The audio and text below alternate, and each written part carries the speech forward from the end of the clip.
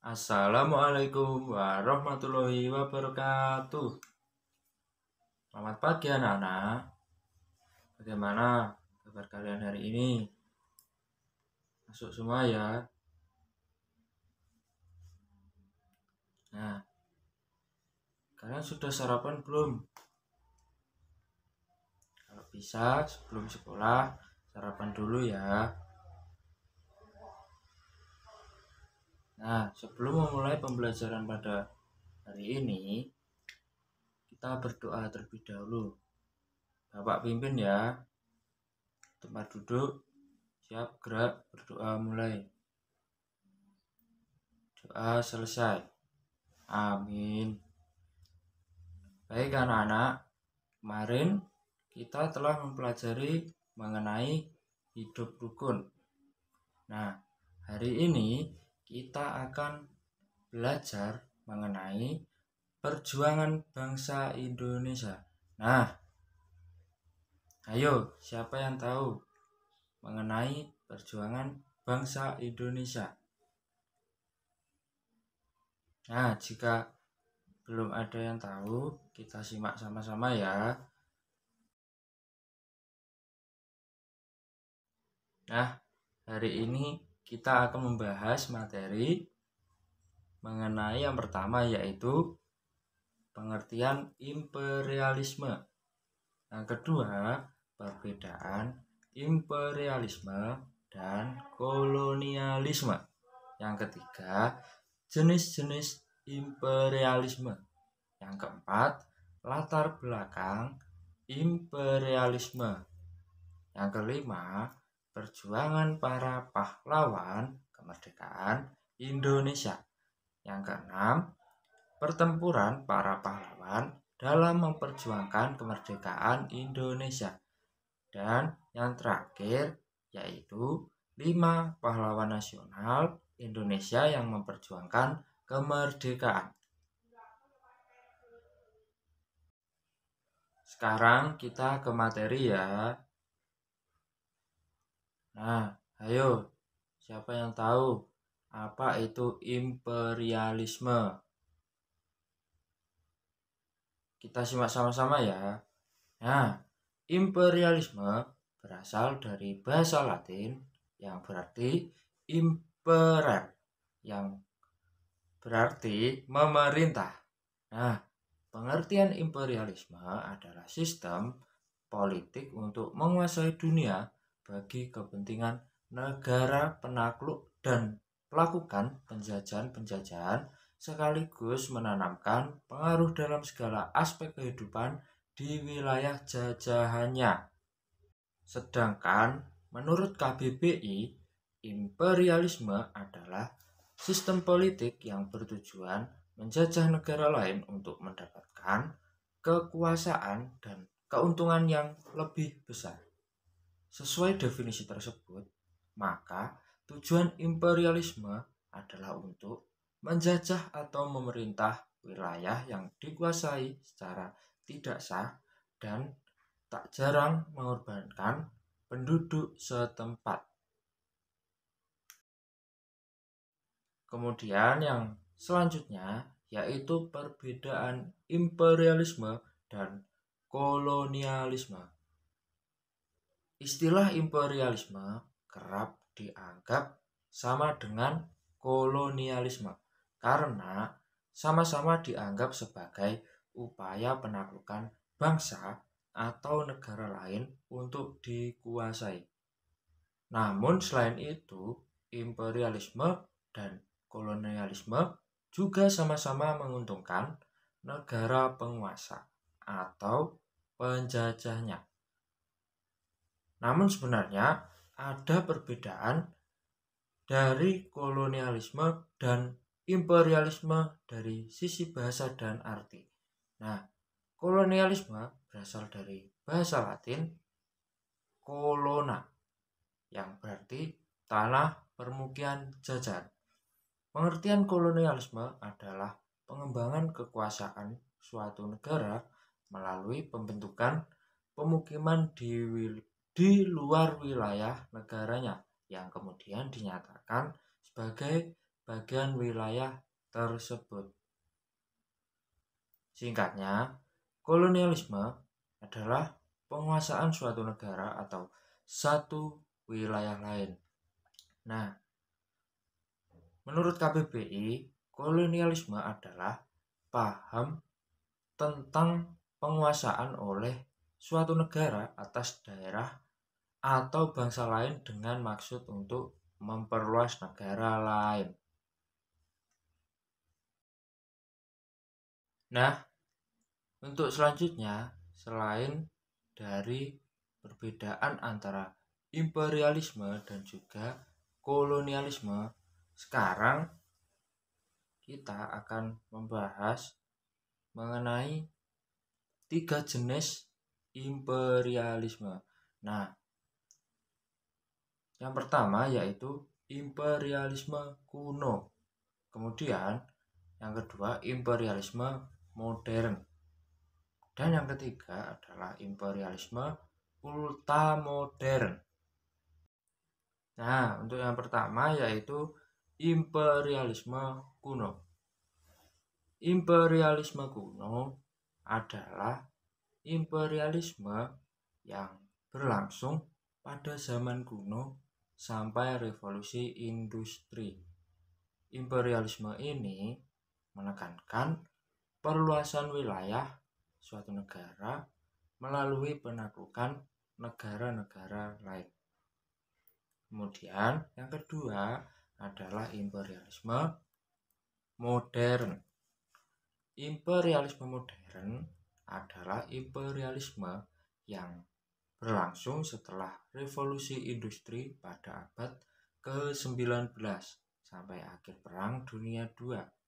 Tujuan imperialisme modern adalah untuk penguasaan bahan baku industri dan juga perluasan wilayah pasar untuk memasarkan hasil industri, yang artinya imperialisme ini lebih karena motif ekonomi. Kemudian yang ketiga yaitu imperialisme ultramodern. Nah, imperialisme ultramodern adalah imperialisme yang berlangsung setelah Perang Dunia II sampai sekarang. Imperialisme ini menekankan penguasaan mental, ideologi, dan psikologi suatu negara kepada negara lain.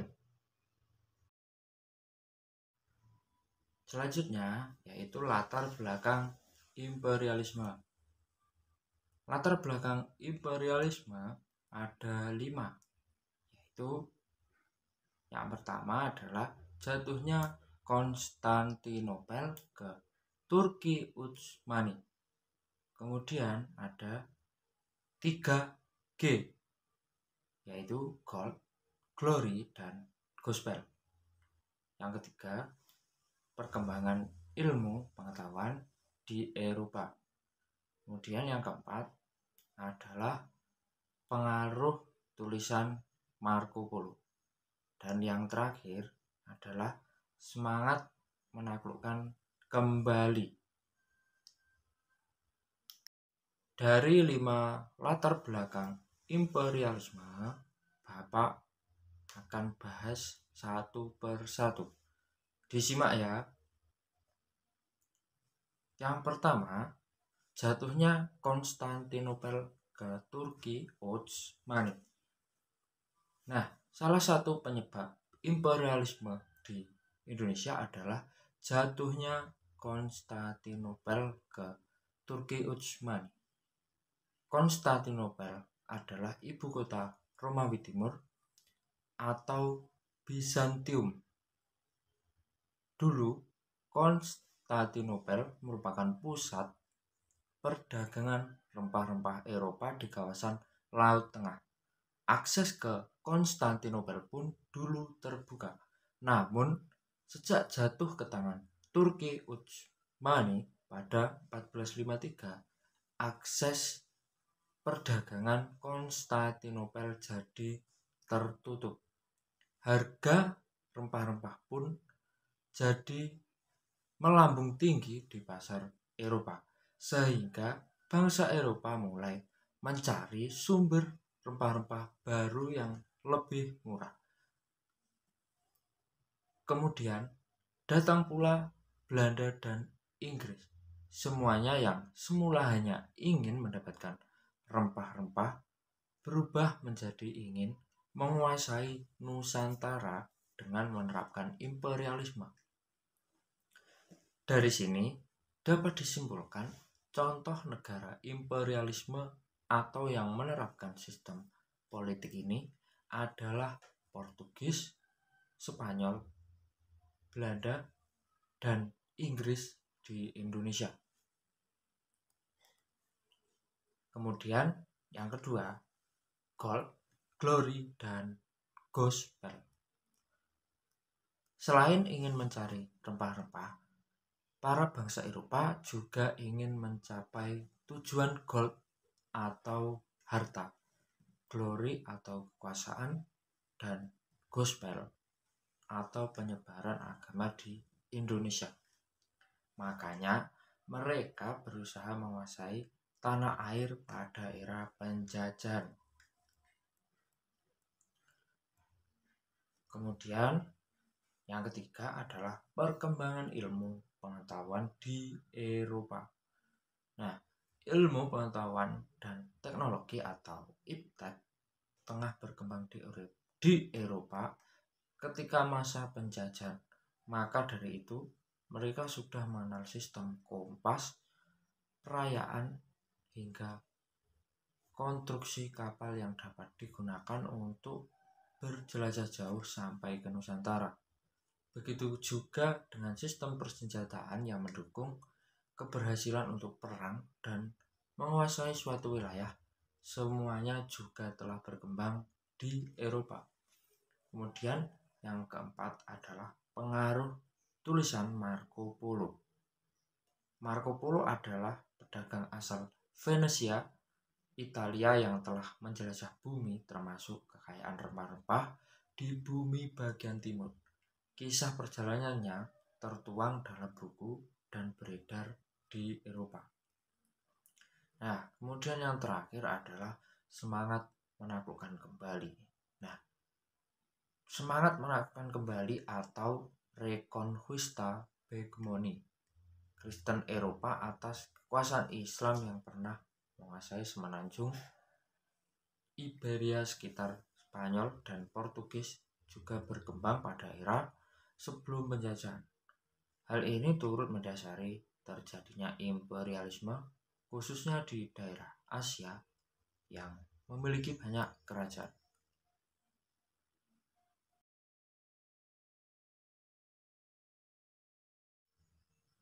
Selain latar belakang, kita juga harus mengetahui perjuangan para pahlawan kemerdekaan Indonesia. Yang pertama adalah semangat nasionalisme dan patriotisme yang tinggi. Kemudian yang kedua, kebersamaan dan tanggung jawab. Yang ketiga, rela berkorban tanpa pamrih. Yang keempat, persatuan dan kesatuan. Dan yang terakhir adalah cita tanah air. Apakah kalian sudah paham? Nah, jika sudah, Bapak akan lanjutkan ya. Yang pertama, semangat nasionalisme dan patriotisme yang tinggi. Dewasa ini sangat sedikit dari putra-putri komponen anak bangsa yang memiliki semangat nasionalisme. Bahkan, rasa bangga menjadi bangsa Indonesia sudah tidak ada lagi. Karena sedikitnya prestasi bangsa ini di mata dunia internasional. Di tingkat pemerintahan pun, rasa nasionalismenya juga menurun. Terbukti dengan alasan ekonomi global dan untuk go public menjadi perusahaan milik pemerintah yang notabene untuk mensejahterakan rakyatnya dijual ke investor asing. Kemudian yang kedua, persatuan dan kesatuan.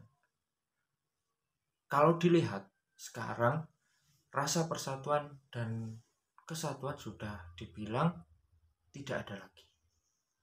Dari segi pemerintahan, banyak kebijakan yang lebih mengutamakan golongannya saja dan tidak memperhatikan apakah kebijakan tersebut akan merugikan pihak lain. Begitu juga adanya gesekan di masyarakat seperti perkelahian pelajar maupun tawuran antar kampung seringkali terjadi. Kemudian yang ketiga adalah kebersamaan dan tanggung jawab.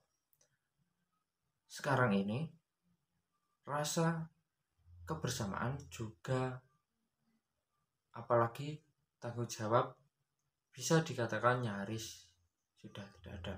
Sebagai contoh, lihat saja suatu pemerintahan daerah, banyak di antara mereka antara gubernur, bupati, maupun wali kota dengan wakilnya tidak sejalan. Di samping itu juga di antara mereka kurang bertanggung jawab dalam melaksanakan tugasnya. Kemudian yang keempat, cinta tanah air. Kepedulian terhadap bumi pertiwi kita Indonesia juga luntur. Sebagai contoh, orang yang mempunyai potensi demi kemajuan bangsa ini lebih memilih berkarir di luar negeri dengan alasan kurangnya perhatian pemerintah dan kecilnya gaji yang diperoleh. Kemudian yang kelima adalah rela berkorban tanpa pamrih. Terlebih lagi, semangat rela berkorban yang dicontohkan para pahlawan yang rela berkorban apa saja bahkan nyawanya. Dan ada beberapa pertempuran para pahlawan dalam memperjuangkan kemerdekaan Republik Indonesia. Yang pertama adalah pertempuran Medan Area. Kemudian yang kedua, peristiwa Bandung Lautan Api. Yang ketiga, pertempuran Puputan Margana. Dan yang keempat, pertempuran Surabaya. Kemudian penjelasannya, yang pertama adalah pertempuran Medan Area. Nah, dilansir dari buku Sejarah Indonesia Modern, karya MC Radcliffe, pertempuran Medan Area berlangsung dari 10 Desember 1945 sampai 10 Desember 1946. Latar belakang terjadinya pertempuran ini adalah perampasan dan penginjakan lencana merah putih oleh pasukan sekutu. Pertempuran antara rakyat Medan dan sekutu terus berlanjut hingga 10 Desember 1946 setelah Nica mengajukan gencatan senjata. Kemudian yang kedua, peristiwa Bandung Lautan Api. Peristiwa Bandung Lautan Api berlangsung pada 24 Maret 1946. Latar belakang terjadinya peristiwa ini adalah ultimatum tentara sekutu yang memerintahkan pengosongan kota Bandung pada 24 November 1945. Sultan Syahrir menolak opsi perlawanan dan memerintahkan tentara dan rakyat Bandung untuk mengungsi ke arah Bandung Selatan pada 24 Maret 1946. Sebelum melakukan pengosongan kota, tentara dan rakyat Bandung melakukan pembakaran terhadap gedung-gedung penting agar tidak dapat digunakan oleh tentara sekutu. Peristiwa pembakaran tersebut dikenal dengan Bandung Lautan Api. Kemudian yang ketiga adalah pertempuran Surabaya. Pada tanggal 25 Oktober 1945, sekutu di bawah komando Brigjen AWS Malabi tiba di Surabaya pada tanggal 28 Oktober 1945. Terjadi pertempuran antara rakyat Surabaya melawan sekutu yang menewaskan Brigjen AWS Malabi. Namun rakyat Surabaya tidak mengindahkan ultimatum tersebut. Bung Tomo justru berhasil membakar semangat para rakyat Surabaya dalam melakukan perlawanan terhadap sekutu. Oleh karena itu, terjadilah pertempuran berdarah pada 10 November 1945. Tanggal tersebut akhirnya ditetapkan menjadi Hari Pahlawan. Kemudian yang keempat adalah pertempuran Puputan Margarana. Pertempuran di daerah Bali ini melibatkan pasukan TKR Divisi Sunda Kecil di bawah pimpinan Kolonel I Gusti Ngurah Rai dengan pasukan Belanda yang ingin menguasai wilayah Bali. Peperangan terjadi pada 20 November 1946 dini hari sampai dengan siang hari. Pasukan dari I Gusti Ngurah Rai berhasil memojokkan Belanda. Namun Belanda yang terdesak segera memanggil bala bantuan. I Gusti Ngurah Rai beserta segenap pasukannya terus memaksa bertahan hingga titik darah penghabisan. Namun sayang, mereka harus gugur. Pertempuran ini disebut sebagai Puputan Margarana. Dari pertempuran tadi ada 5 tokoh yang berhasil memperjuangkan kemerdekaan Indonesia.